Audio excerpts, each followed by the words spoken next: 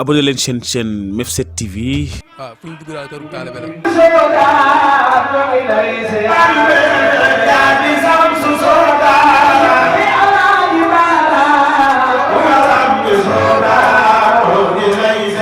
waaw sama yaay Fane Mbacké Niass nag moom su may wax ci moom day mel ne way jur yu jigéen wi ma jur laay wax ci moom day sama yaay waaye di sama xarit. Fane Mbacké Niass ajarat Fane Mbacké Niass moom sëñ Fallu laay waxal ajarat Fane Mbacké Niass moom dama koy faral di wax ni ko liggéeyal Sëriñ Tuubaa faraasu la niroog naag yàq waaye góoba ko weddi. alaaj sax maanaam sama yaay moom yàlla dafa dogal mu bëgg nu jàpp nu te jëm yàlla rek tax ak sëñ Touba ak Cheikh Ibra njabootam gi noonu ñoom it noonu la mel suñu jëmm muy Cheikh Abdoulaat sëñ Matar ak sëñ Babacar ñun ñëpp wax dëgg si yàlla dañ noo bëgg-bëgg goo xam sëñ Touba rek moo tax. ankar nga Bamba ñun de amuñu jeneen waay ku dul kii waay mooy kan kii waay yoo gën waay est-ce que mooy nañu ci Bamba rusida sun walay na mi kay daa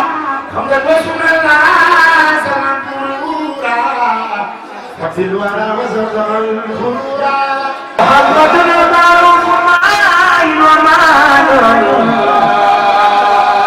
wa bi izni masur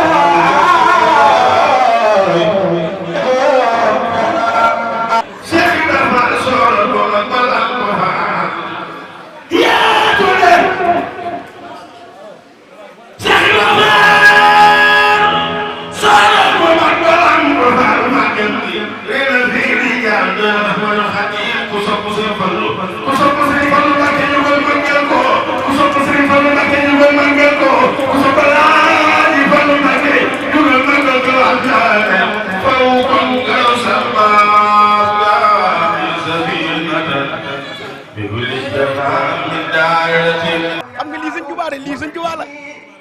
yàlla na ko yàlla fayal.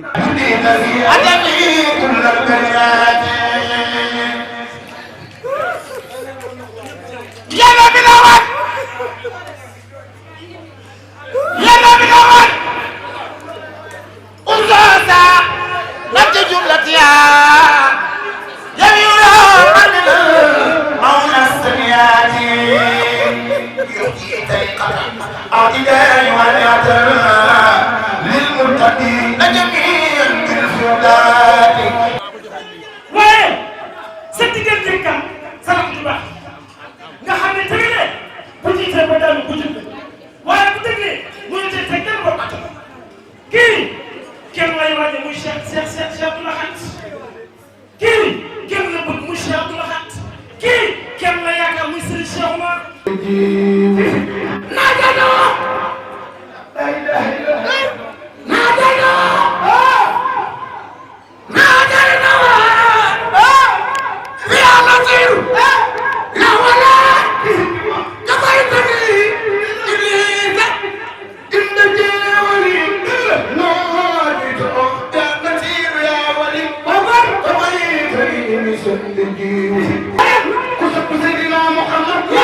kusa pasi